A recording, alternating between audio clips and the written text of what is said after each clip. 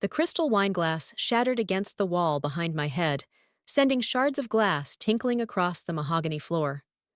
The Christmas dinner table fell silent, all eyes darting between Vivian's reddening face and mine.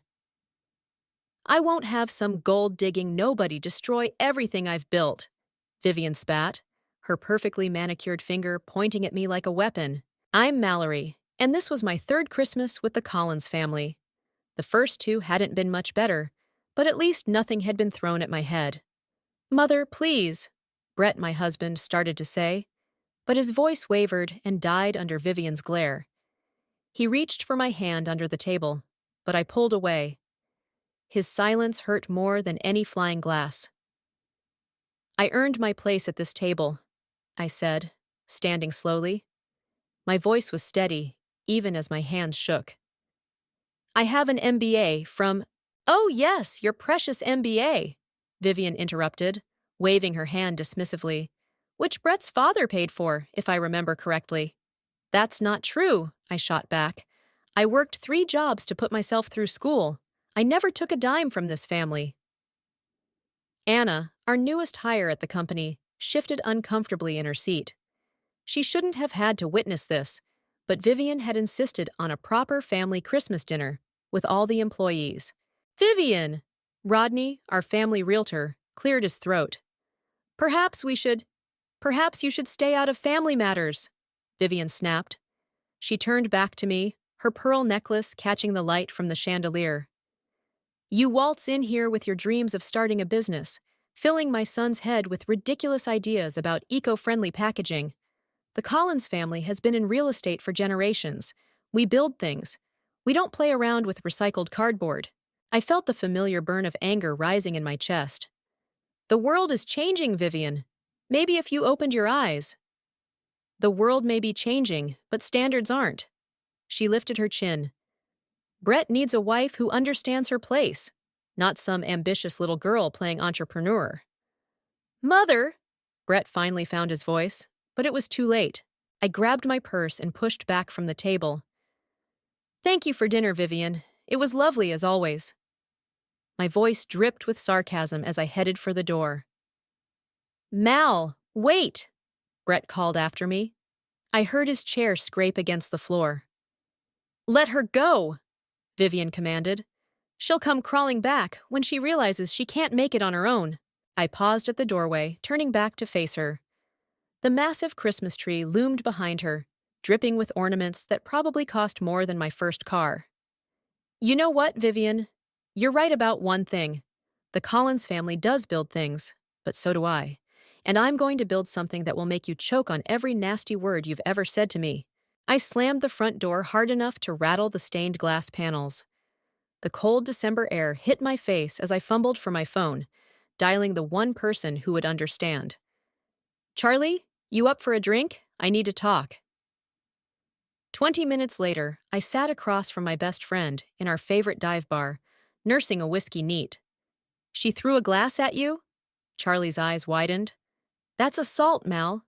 You could press charges." I shook my head. "That would only prove her right about me being after their money." I took another sip, feeling the burn. "But I'm done playing nice. I'm done trying to fit into their perfect little world." "What are you thinking?" Charlie leaned forward, recognizing the look in my eyes. "Remember that startup idea we talked about? The sustainable packaging company? The one you've been sketching plans for since college?" I nodded, pulling out my phone and showing her the prototype designs I'd been working on. "I've been in talks with Ellis, that investor I told you about. He's interested, really interested. But you need space to work, to build prototypes," Charlie said, following my train of thought. "And with your savings tied up in the house renovation." A slow smile spread across my face. "You know what's funny? That massive mansion has a basement Vivian never uses.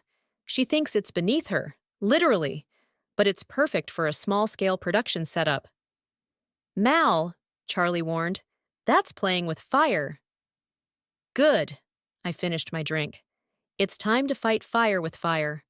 I'm going to build my company right under her nose, and by the time she realizes what's happening, it'll be too late." My phone buzzed. Another text from Brett. Please come home. We can talk about this. I turned the phone face down. I'm done talking. From now on, I'm acting. And Vivian won't know what hit her until I'm standing in her precious mansion, holding the deed in my hand. You're serious about this, Charlie said, studying my face. Dead serious. I signaled for another drink. By next Christmas, everything's going to change, and I can't wait to see the look on her face when it does. What exactly are we looking at here? Ellis adjusted his glasses, studying the prototype on the basement workbench. 3 weeks had passed since the Christmas dinner disaster, and I'd transformed Vivian's forgotten basement into my secret workshop. The future of packaging, I said, demonstrating how the biodegradable container collapsed flat. No plastic, fully compostable, and it costs 40% less to ship than traditional boxes. Ah, and you developed this yourself? His eyes narrowed. Professional interest clearly piqued. With some help, I gestured to Anna, who stood nervously in the corner. Anna's background in materials science has been invaluable. We've filed 2 provisional patents already. The basement hummed with the sound of our small 3D printer, churning out another prototype.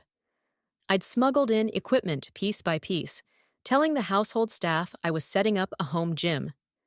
They didn't question it. Nobody wanted to risk Vivian's wrath by seeming too curious. Impressive, Ellis said, setting the prototype down. But why work from a basement? With your background, you could easily rent proper office space. I glanced at the ceiling, hearing footsteps above. Let's just say I'm keeping overhead low for now. Mallory! Vivian's voice echoed from upstairs. Is someone down there with you? My heart jumped. Quick! I whispered to Ellis and Anna, through the side door. I'd discovered the old servant's entrance my first week here, hidden behind decades of storage boxes. Once they were safely out, I called back. Just me, Vivian, working out. The basement stairs creaked as she descended. I quickly threw a tarp over our workstation and grabbed a yoga mat. It smells strange down here, she said, wrinkling her nose. Like burning plastic. Probably the new exercise equipment. I stretched casually, hoping my business attire didn't look too out of place. You know how that new rubber smell can be? She ran a finger along a shelf, checking for dust. Brett tells me you've been spending a lot of time down here. It helps me think. I held the stretch, watching her inspect the space. Sometimes a woman needs her own territory. Territory? She laughed sharply. This is my house, dear. Everything here is my territory. My phone buzzed. A text from Ellis. Meeting set with major retailer, tomorrow, 9 a.m. Don't be late. I quickly pocketed the phone, but not before Vivian's sharp eyes caught the movement. Business calls during your workout? Just Charlie, I lied smoothly. Making plans for lunch. She lingered by the tarp-covered workspace. You know, I've been meaning to have this space renovated. Perhaps turn it into a wine cellar. My stomach tightened. That seems unnecessary. The wine cellar upstairs is barely half full. Nevertheless, she turned to leave, then paused. Oh, and dear, do try to keep the noise down. All this, exercising, is disturbing my afternoon tea. After she left, I immediately called Brett. He answered on the first ring. She's planning to renovate the basement, I said without preamble. I know, he sighed. She mentioned it at breakfast. I tried to talk her out of it, but you know how she gets when she has an idea. Brett, I need more time. The retailer meeting tomorrow could change everything. A pause. What retailer meeting? I hadn't told him about Ellis or the prototypes. The less he knew, the better, for both of us. Just trust me. Can you stall her? I'll try. He hesitated. Mal, what are you really doing down there? Building our future, I said. That's all you need to know right now. Later that evening, Charlie helped me move the most important equipment to her garage. This is getting dangerous, she said, setting down a box of prototypes. What happens when Vivian finds out? She won't, I said, but even I heard the uncertainty in my voice. Not until it's too late. My phone rang. Ellis again. The retailer pushed the meeting up. They want to see us tonight. I looked at my watch. 8:30 p.m. Tonight? Their VP is flying out tomorrow morning. It's now or never. I turned to Charlie. Can you finish here? I need to change and grab the presentation materials from the basement. Go, she said. I've got this. Racing back to the mansion, I slipped down to the basement one last time. As I gathered my files, I heard voices above. Vivian and Rodney. The renovation plans are ready, Rodney was saying. We can start as early as next week. Excellent, Vivian replied. It's time to remind everyone who really controls this house. I gripped my presentation folder tighter. We'll see about that, I whispered, slipping out through the servants' entrance into the night. The meeting could change everything. And if it did, Vivian's renovation plans would be the least of her worries. Because soon, very soon, I wouldn't just be fighting for space in her basement. I'd be fighting for the whole damn house. 1 million units? I stared at the purchase order, my hands trembling. You want 1 million units by next quarter? The VP across the table nodded, sliding her glasses up her nose. Your prototype impressed our sustainability team. If you can deliver, we'll roll out nationwide. 2 months had passed since that late-night meeting, and now I sat in a sleek corporate office, watching my dreams materialize into reality. But 1 million units? Our basement operation couldn't handle that. We'll deliver, I said firmly, signing the contract before doubt could creep in. Back at the mansion, I paced the basement, now crowded with 3 3D printers running constantly. Anna looked up from her laptop, dark circles under her eyes. We need a real facility, she said, voicing what I already knew. And more staff, and... A crash upstairs interrupted her. Heavy footsteps crossed the ceiling. Where is it? Vivian's voice carried through the floorboards. That antique vase was right here. I froze. The vase. We'd been using it to store polymer samples. Quick, I whispered to Anna.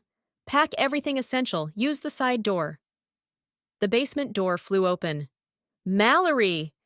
Vivian's heels clicked on the stairs. Have you seen my... What in God's name? She stood at the bottom of the stairs, taking in the printers, the workbenches, the scattered prototypes. Her face went from confusion to fury in seconds. You've turned my basement into some sort of... factory? It's not what you think, I started, but she was already pulling out her phone. Brett, come down here immediately! Minutes later, Brett stood between us, his eyes wide as he took in the setup. Mal, what is all this? Your wife has been running an illegal operation in my house, Vivian spat. Using my electricity, my space, probably stealing my belongings. It's not illegal, I shot back. We have patents pending, contracts signed. Contracts? Brett turned to me. What contracts? A printer beeped, finishing another prototype. The sound seemed to snap Vivian out of her shock. I want all of this gone by tomorrow, she demanded. Every last piece. And you... She pointed at Anna, who was trying to slip toward the side door. You're fired. You can't fire her, I said. She doesn't work for you. She works for me. In my house! Actually, a new voice called from the stairs. We all turned to see Rodney descending, holding a thick folder. About the house. Not now, Rodney, Vivian snapped. I'm afraid this can't wait. He opened the folder. The bank called. They're concerned about the missed payments. The color drained from Vivian's face. That's private business. 3 months behind, Rodney continued. They're threatening foreclosure. Brett stepped forward. Mother? What's he talking about? Nothing. It's being handled. But I saw the truth in her eyes. The great Vivian, queen of her mansion, was drowning in debt. My phone buzzed. Ellis calling.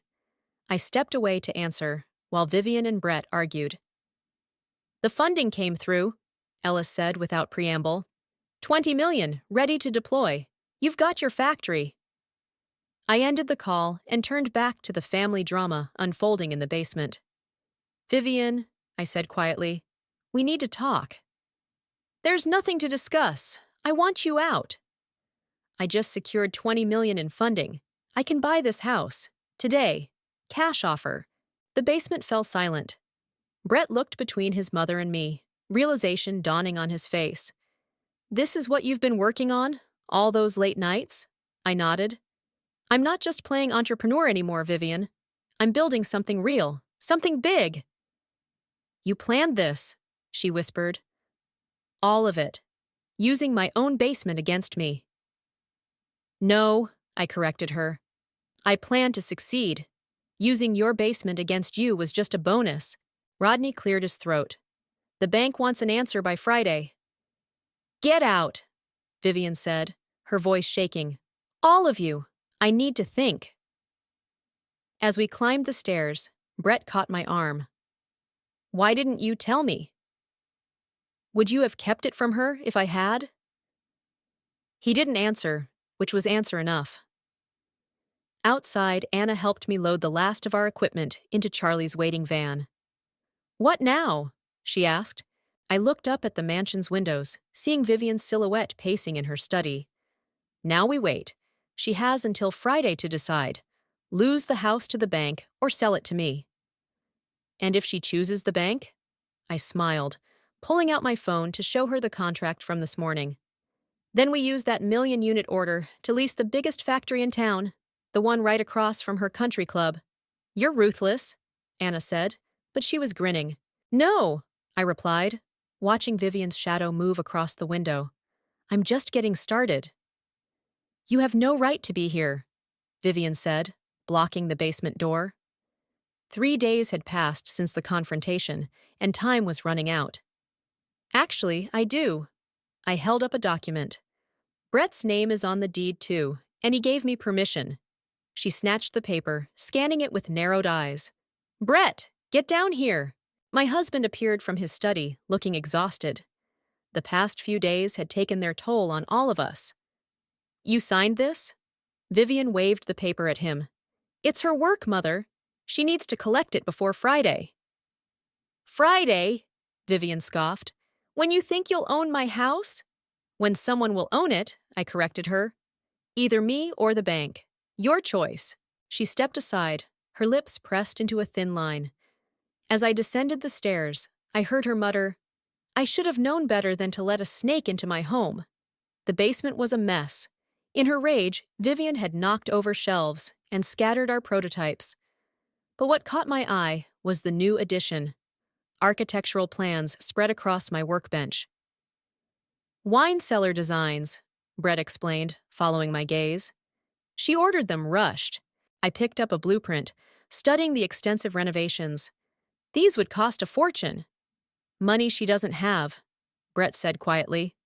My phone buzzed. Anna's text read, Emergency at Charlie's garage.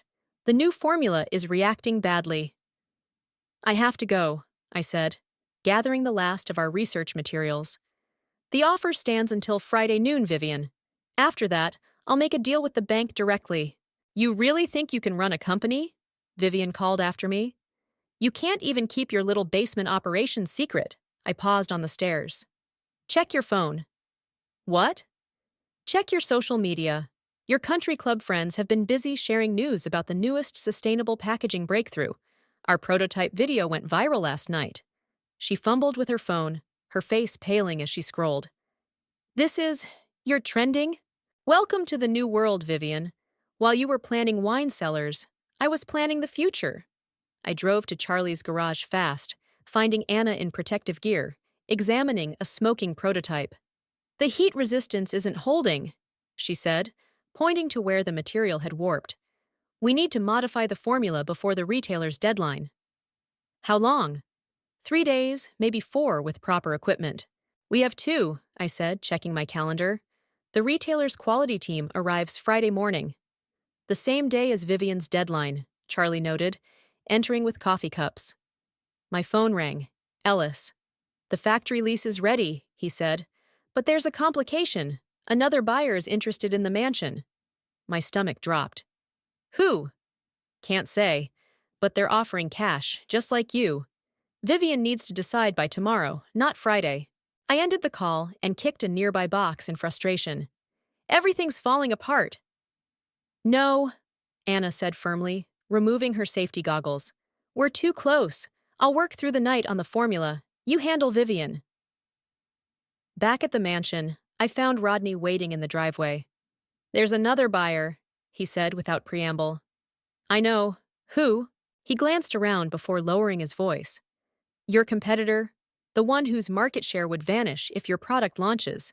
They want to shut you down before you start. Understanding hit me like a truck. They weren't after the house. They were after my company. I rushed inside, finding Vivian in her study with a real estate agent I didn't recognize. Whatever they're offering, I said, they'll destroy everything you've built.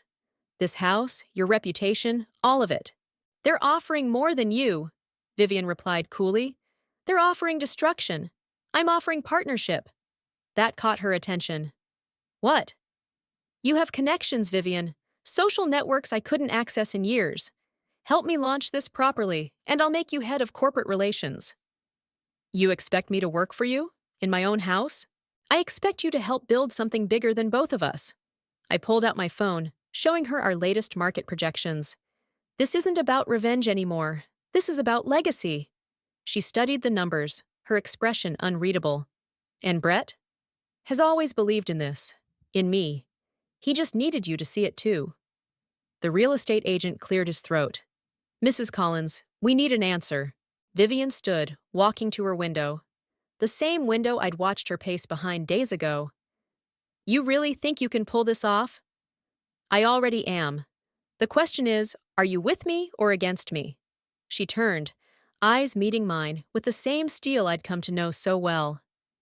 If we do this, we do it my way. Our way, I corrected. Partners. She nodded slowly, then faced the real estate agent. Tell your clients the house is no longer for sale. Family business. As the agent left, my phone buzzed again. Anna. Formula fixed. We did it. I showed Vivian the message. Ready to build an empire? Together, she said, extending her hand. God help us both. You can't seriously expect me to wear this. Vivian held up the recycled fabric company polo shirt like it was contaminated. The investors expect our entire leadership team in uniform, I explained, straightening my own matching shirt. It shows unity. 1 month into our partnership, and the mansion had transformed into our company headquarters. The basement now housed our R&D lab, while the formal dining room served as our conference center. I haven't worn polyester since 1982, she muttered, but slipped the shirt over her silk blouse anyway. Anna burst into the room, tablet in hand. They're here early. The investment team is pulling up now. Through the window, I watched 5 luxury cars roll up our circular driveway.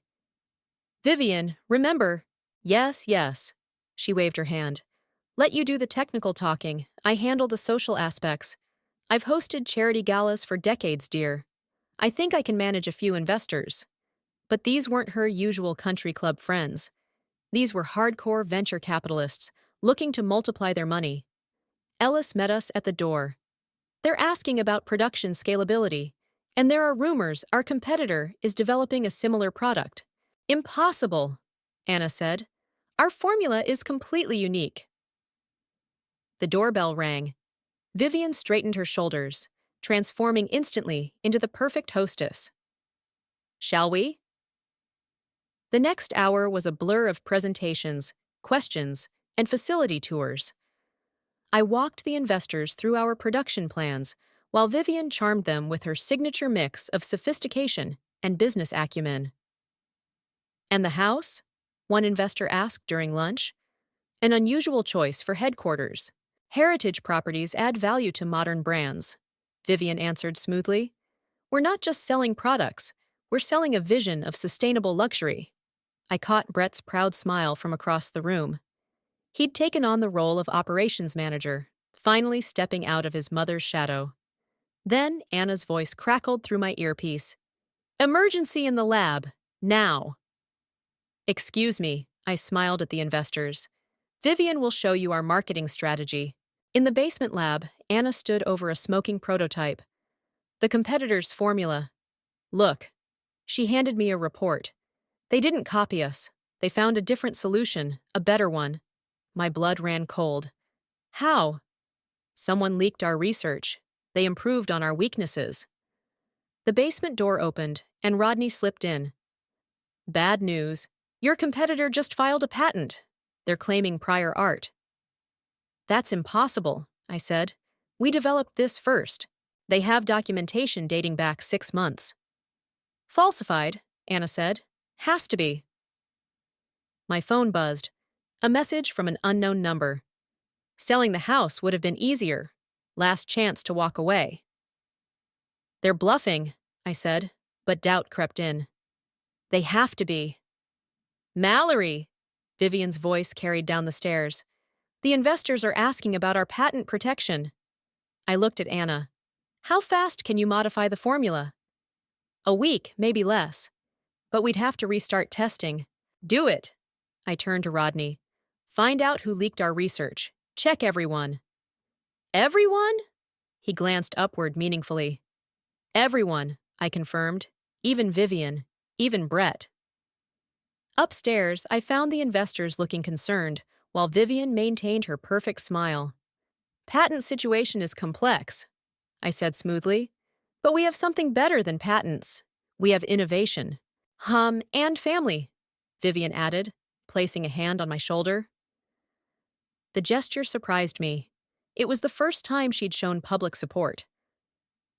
After the investors left, I found Brett in his office.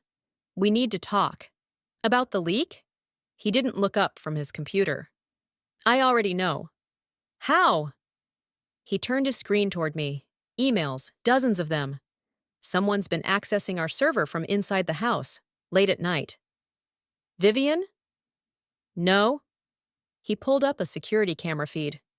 Look, the footage showed the basement at 3 a.m. A figure in the dark, photographing our documents. I can't make out who it is, I said, squinting. Keep watching. The figure turned, face catching the light. My heart stopped. Ellis, I whispered. But why? Because I hired him, Vivian said from the doorway. We turned to find her still in the company polo, but now her expression was fierce. 6 months ago, to watch you. You knew, all this time? She stepped into the office, closing the door. I knew someone was trying to steal my company's market share. I didn't know it was you, not until Christmas. So now what? I asked, hand tightening on the back of Brett's chair. Now? Vivian smiled, but it wasn't her usual cold smile. Now we show them what happens when they threaten our family business. Our family business? Unless you'd rather handle corporate espionage alone? I looked at Brett, who nodded slightly. What did you have in mind? Vivian pulled out her phone. Ellis isn't the only one who can play both sides. Remember all those charity galas I hosted? She showed us her contact list, a who's who of corporate power players. Time to call in some favors, she said. Nobody comes after my daughter-in-law's company. Nobody. Ellis just entered the building. Anna's voice crackled through my earpiece. He's heading to the 3rd-floor conference room. Right on schedule, Vivian said, adjusting her designer suit. 2 weeks of careful planning had led to this moment. Ready? I nodded, checking my reflection in the mansion's antique mirror. The power suit I wore belonged to Vivian, a peace offering that fit surprisingly well. Remember, Brett squeezed my hand. He doesn't know we know. The conference room had been staged perfectly. Prototype displays, market research boards, and a stunning view of the garden Vivian was so proud of. Ellis sat at the head of the table, examining documents we'd carefully selected for him to discover. Ellis! I forced brightness into my voice. Thank you for coming on such short notice. Of course. He smiled that snake charmer smile.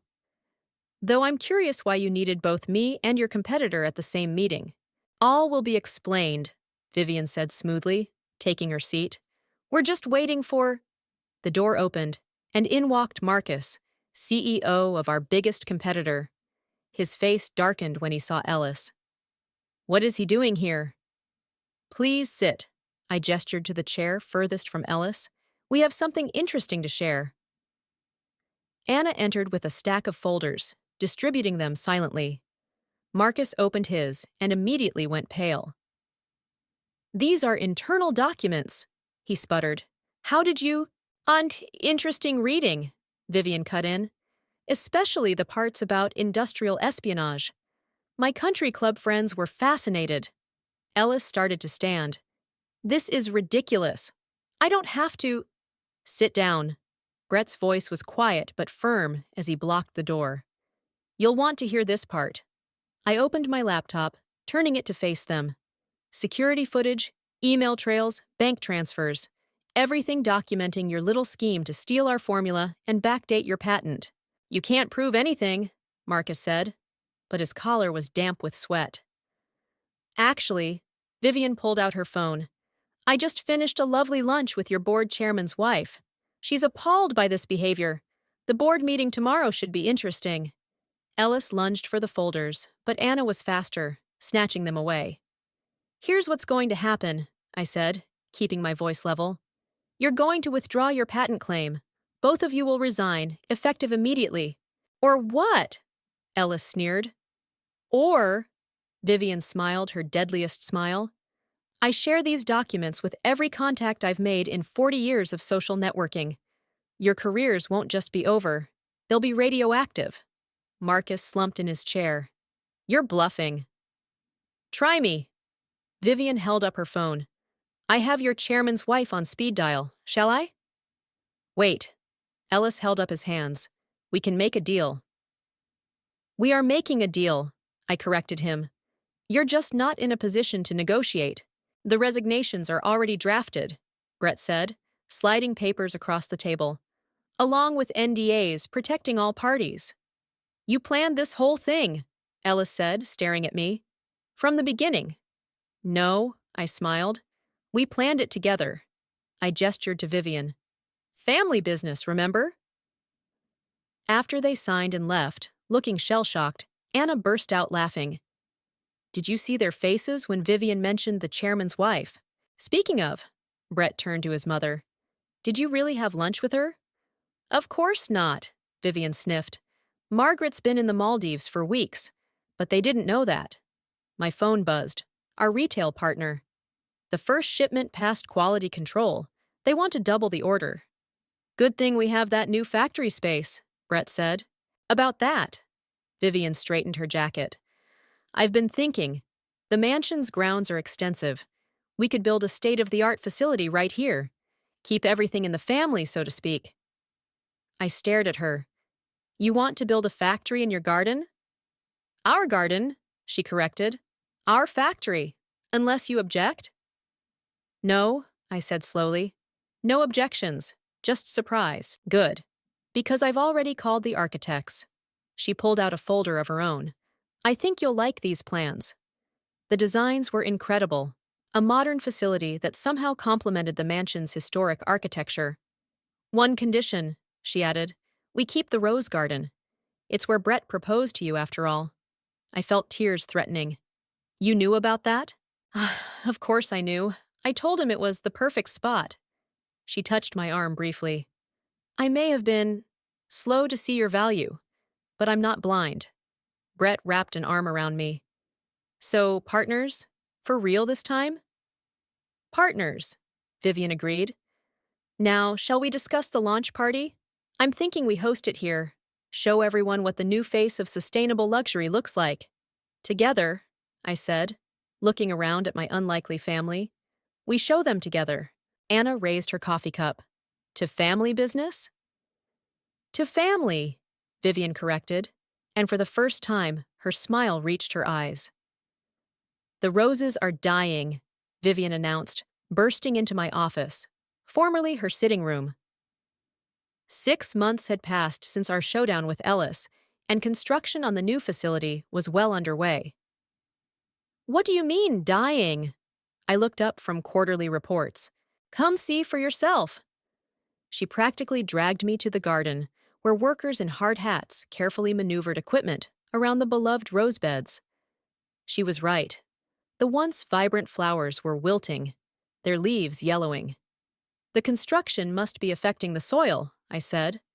This garden has been here for 40 years. Vivian's voice cracked slightly. Brett learned to walk here. You got engaged here. Before I could respond, Anna came running across the lawn, waving a tablet. We have a problem. The new biodegradable formula is doing too well. Too well?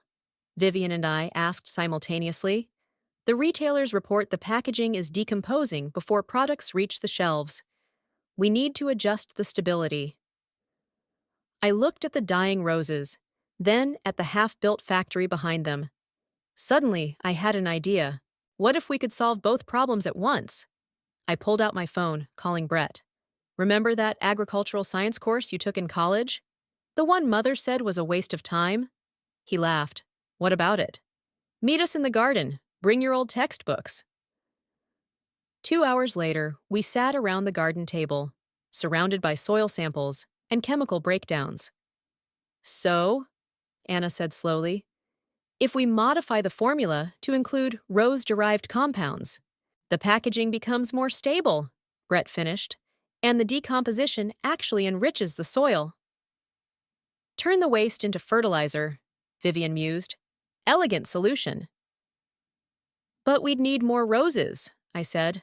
A lot more. Vivian stood up, surveying the grounds. The east lawn, it's just been sitting there since the tennis court fell apart. We could convert it into a rose nursery, I finished. Part of the factory complex. A living laboratory, Anna added excitedly. We could give tours, show the whole life cycle of our products. Brett pulled up property maps on his tablet. We'd need to reroute some of the construction. Do it, Vivian and I said together, then looked at each other in surprise. You know, Vivian said later, as we watched the construction team adjusting their plans. When you first married Brett, I thought you'd destroy everything I'd built. And now I realize you're building something I never could have imagined. She touched a wilting rose gently. Sometimes things have to break down to become something better. My phone buzzed, Charlie calling. Turn on the business news, now! We rushed inside, flipping on the massive TV in Vivian's study. A reporter stood outside our competitor's headquarters. Following the abrupt resignation of CEO Marcus Davis and senior executive Ellis Hoffman, shares have plummeted amid rumors of corporate espionage. Mother, Brett called from the doorway. The board chairman's wife is on the phone. She's back from the Maldives. Vivian smoothed her hair. Well, I suppose I should take that lunch date now. Play nice, I warned. She gave me a wicked smile. Dear, I always play nice. That's what makes me so dangerous. The next morning, Anna burst into our weekly strategy meeting. The modified formula works. The rose compounds are perfect. How long until we can scale up? Brett asked. That's the best part, she grinned. We can use the existing production line. Minimal retooling needed. Vivian pulled out her social calendar. The Garden Society's annual tour is in 3 months, if we time the nursery opening. Free publicity, I nodded. And instant credibility with the sustainability crowd. Speaking of publicity, Brett said, the trade magazines are calling. They want to know how a family-owned startup beat out a corporate giant. Tell them the truth, Vivian said, surprising us all. Tell them it's about legacy, about taking what's old and making it new again. Like turning a formal garden into a bio-research facility, I teased. Like turning a mother-in-law into a business partner, she countered, then grew serious.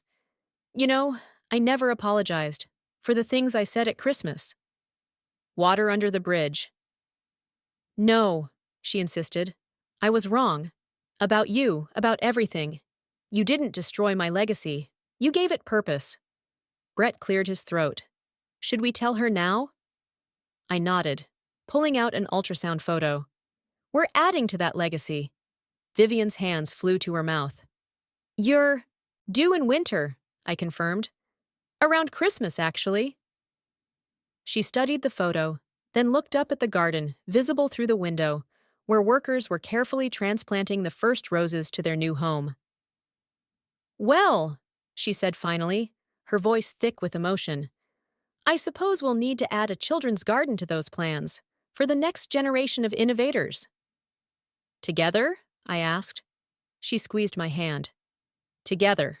Outside, the roses swayed in the breeze, their wilted petals falling to make way for new growth. Push! Brett encouraged, gripping my hand as another contraction hit. I am pushing! I growled through gritted teeth. Where's Vivian? Right here, dear. She appeared at my other side, looking uncharacteristically disheveled. The board meeting can wait. Some things are more important. The winter sun streamed through the hospital window as I brought our daughter into the world. Outside, snow dusted the rose gardens we'd cultivated at the mansion, now thriving thanks to our revolutionary fertilizer system. She's perfect, Brett whispered, cradling our newborn. Look at those eyes. Rose, I said softly. Her name is Rose. Vivian dabbed at her eyes with a monogrammed handkerchief. Your mother would have loved that name. A knock at the door revealed Anna, carrying a prototype package. Sorry to interrupt, but you need to see this. Now? Brett asked incredulously. Now, Anna confirmed, opening the package to reveal a stunning display of preserved roses. The new packaging kept these fresh for 3 weeks, no refrigeration needed. I laughed, then winced. You're showing me business results while I'm in a hospital bed? She's a natural, Vivian approved. Speaking of which, she pulled out her tablet. The Garden Society wants to feature our bio-integration facility in their spring showcase. Mother, Brett warned, not the time. Actually, I adjusted myself in the bed. I'd like to hear this. The old guard finally understands what we're building, Vivian continued. Not just sustainable packaging, but a whole new way of thinking about legacy. Baby Rose chose that moment to cry, and Brett gently placed her in my arms. As I soothed her, I noticed Vivian watching us with an unfamiliar expression. What? I asked. I was just thinking about that Christmas dinner, she said, when I threw that wine glass at you. The one that missed? I smiled. I never missed, dear. I wasn't aiming to hit. She straightened her blazer. I was testing your resolve, and look what you've built since then. Anna's phone buzzed. The stock price just hit a new high. The market loves our rose-based technology. Of course they do, Vivian said proudly. It's elegant, practical, and beautiful, just like my granddaughter. A nurse entered with paperwork. Mrs. Collins? Which Mrs. Collins? She looked between Vivian and me. Both, we answered simultaneously, then laughed. You know, I said, watching Vivian sign the forms with her characteristic flourish, I never thought I'd say this, but I'm glad you threw that glass. Oh? It made me angry enough to prove you wrong, and humble enough to accept when you were right. Brett took Rose for her first feeding, while Anna and Vivian discussed the spring showcase plans. Looking at them, my family, my team, I felt a completeness I'd never expected. The contractors finished the nursery renovation, Brett mentioned. Mother insisted on adding a small desk. A desk? I raised an eyebrow at Vivian. Every CEO needs to start somewhere, she shrugged. I started in my father's study. Rose can start in her mother's garden. Speaking of gardens, Anna interjected, the first commercial harvest from our rose fields is ready. The sustainability blogs are calling us revolutionary. Revolutionary is good, I nodded, but sustainable is better. Like family, Vivian said softly, touching Rose's tiny hand. The strongest things grow slowly with deep roots. A text from Charlie lit up my phone. Ellis spotted at airport, leaving country. Good riddance, Vivian muttered, reading over my shoulder, though I almost miss having enemies to outsmart. Don't worry, I assured her. I'm sure we'll find new challenges. Together? Brett asked, returning Rose to my arms. Together, Vivian confirmed. All of us. Rose yawned, her tiny fingers curling around my hospital bracelet. Outside, snow continued to fall on our gardens, where roses slept beneath the frost, waiting for spring. You know what the best revenge is? I asked, looking at my daughter's peaceful face. Success? Anna suggested, Family, Vivian corrected. Both, I said, building something so beautiful that those who tried to stop you can only watch from a distance. Vivian picked up her designer bag, ready to head back to the office. But she paused at the door, turning back with an uncharacteristic softness in her expression. "Welcome to the family, Rose," she said. "The real one. Not the one I pretended we were, but the one your mother taught us to be." As she left, Brett squeezed my hand. "Ready to go home?" I looked at my daughter, thinking of the mansion with its gardens and laboratories, its history and future all growing together. "We are home," I said. "All of us." Outside, the first hints of sunset painted the snow-covered roses gold, promising another day of growth, challenge, and possibility. Just the way we liked it.